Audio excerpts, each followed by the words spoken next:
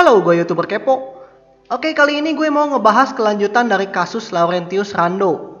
Semenjak AAUTAP publish video Instagram Story membuka aib Rando, semakin banyak saja yang membuat video serupa. Dimulai dari kekasih AAUTAP, Indira Kalista, kemudian Bang Empin. Mereka semua memang pernah dekat dengan Laurentius Rando. Kalian bisa nonton video sebelumnya, klik link di kanan atas. Setelah mereka kemudian giliran Ewok yang membuat video tentang aib Laurentius Rando. Ewok sempat bekerja bersama Rando dan menjadi anggota Beatbox Nesia. Ewok juga sempat menjadi editor Rando sekaligus menjadi supir. Ewok dibayar 200.000 setelah mengedit 10 video. Jadi untuk satu video editor dibayar 20.000 dan uangnya bisa diambil setelah mengedit 10 video. Berbeda dengan AAUTAP, Indira dan Bang Empin, Ewok tidak membuka aib Laurentius Rando. Ewok merasa hal tersebut tidak perlu dia buka di sosial media. Ewok hanya bercerita tentang bagaimana Rando memperlakukannya dengan kasar, bagaimana perkataan Rando membuat dia sakit hati. Bahkan Ewok mengatakan kalau dia lebih rela ditampol 30 kali ketimbang dikatain seperti itu. Ya, ada beberapa yang bikin ini nih heart attack, asik, sakit hati. Itu kayak wah ini ibaratnya gini, wah nyokap bokap gue aja gak giniin gue, tapi kok dia giniin sampai sakit banget. Guys, lu mendingan lu nampol gue 30 kali daripada lu ngomong dengan kata-kata yang bikin gue sakit. Itu jadi pikiran dan itu gak enak.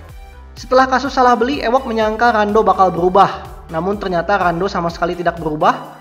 Hal tersebut yang membuat Ewok keluar dari Beatbox Nesia karena Ewok merasa enak dengan Rando. Emang watak, jadi udah bawaan susah ngubahnya, tetap bosi, tetap gimana-gimana. Jadi ya gue gitu. Selain Ewok ada Omi yang juga merupakan anggota Beatbox Nesia. Omi bercerita di Instagram story-nya kalau dia pernah meminjam banner ke Laurentius Rando. Sewaktu dikembalikan menurut Rando bannernya rusak. Padahal Omi yakin banner tersebut baik-baik saja. Rando meminta uang ganti rugi dari banner yang dianggap rusak itu senilai Rp800.000. Buset, banner doang harganya Rp800.000. Omi merasa dirinya ditipu sekaligus dipalak oleh Rando. Dia langsung ngelain gua. Wih, ini banner rusak nih. Ini gak bisa berdiri tegak nih. Tanya berdiri tegak. Lu harus bayar 800.000. Woi, 800.000 itu lumayan duitnya. Langsung dimintain. Itu banner sama sekali gak rusak. Sumpah, itu banner sama sekali gak beda. Nah, pas gua datang ke hari esok-esoknya, itu banner sama sekali nggak diganti.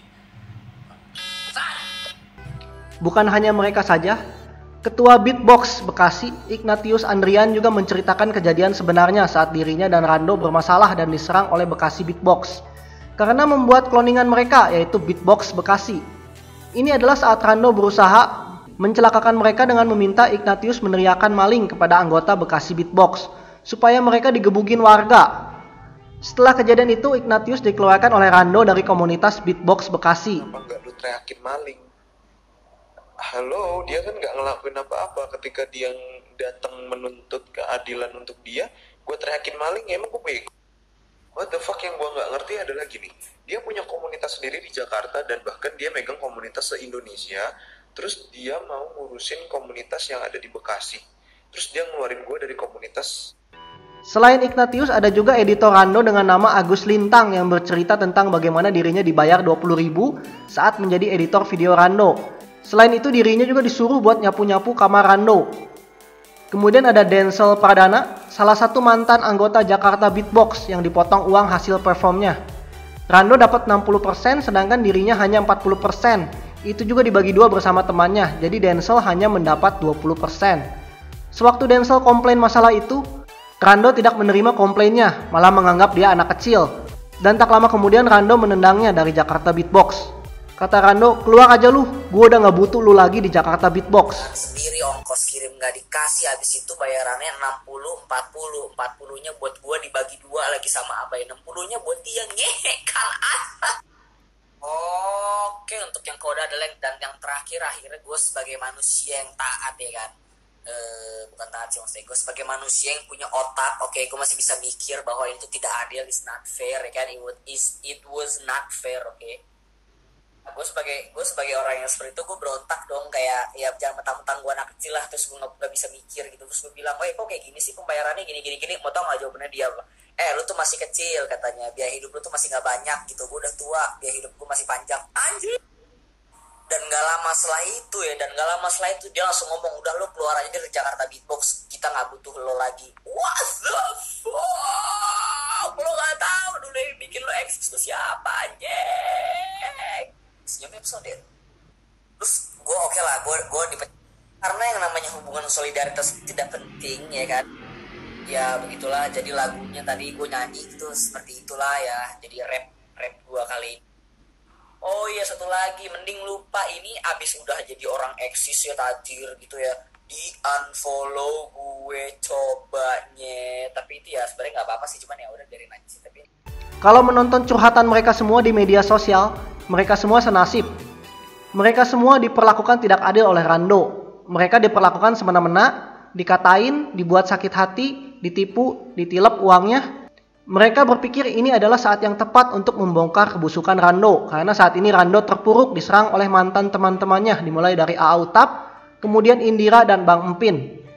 A.A. Utap sempat membuat video di YouTube menyindir Rando lagi dengan judul thumbnail anti ceban-ceban klub. Di Instagram juga A.A. Utap masih menyindir Rando, contohnya seperti foto ini, ceban dulu style. YouTuber lain juga mulai membuat konten parodi Rando, seperti contohnya Coconut Ivory Boys dengan judul Bando Fried Chicken, di mana Winson Rinaldi ngevlog dengan gaya dan ciri khas Rando. Kemudian Erlangs membuat parodi yang sama menyindir gaya vlog Rando. Bahkan YouTuber tentang review makanan JWS Bros juga membuat video ayam crispy ceban, jangan lupa pakai bando katanya. Channel YouTube Jalan Tikus bahkan sampai membuat video dan memasukkannya sebagai YouTuber Indonesia yang paling dibenci selain Yang Lex dan Aukarin. Brandon Ken, YouTuber prank, bahkan sampai membuat prank berpura-pura menjadi Rando, lengkap dengan kata-kata pamungkasnya. Punyaku gede loh, putih, dari Belanda. Setelah sekian banyak video membuka aib, menyindir Rando yang menyebabkan Rando dihujat netizen, kemanakah Rando? Apa tidak ada komentarnya sama sekali mengenai kasus yang menimpa dirinya? Apa tidak ada klarifikasi? Instagramnya komennya masih ditutup. Channel YouTube Rando juga sudah 2 minggu tidak upload video, padahal biasanya Rando selalu rajin upload. Video terakhirnya Pacarku Model sudah menerima 55.000 dislike. Kalian bisa lihat di Social Blade, subscriber Rando menurun drastis. Sekarang sudah 603.000 dan masih turun terus. Kalau kalian lihat Instagram story-nya Rando beralasan lagi sibuk, banyak aktivitas jadi telat upload vlog. Rando terkesan seperti tidak terjadi apa-apa di depan kamera, padahal aslinya mungkin dia stres sampai nggak bisa tidur. Rando tetap mengupload video di Instagram saat dia diundang untuk mengisi acara seminar di Semak 2 BPK Penabur. Kemudian Rando juga ngepost video dan foto sewaktu dia nonton film di bioskop bareng Gazelion. Ya seolah tidak terjadi apa-apa. Mengapa Rando tetap bungkam? Menurut A.A. Utap, Rando sengaja diam saja menunggu penonton pada lupa sama kasusnya. Saat netizen mulai lupa, baru Rando muncul lagi dengan ngevlog seperti biasa, seperti tidak terjadi apa-apa. Sewaktu kasus salah beli juga Rando sempat membuat klarifikasi, tapi dia menghapus video karena begitu banyak penonton yang tidak menyukai videonya. Sekarang Rando sepertinya mengambil jalan diam saja sampai penonton pada lupa.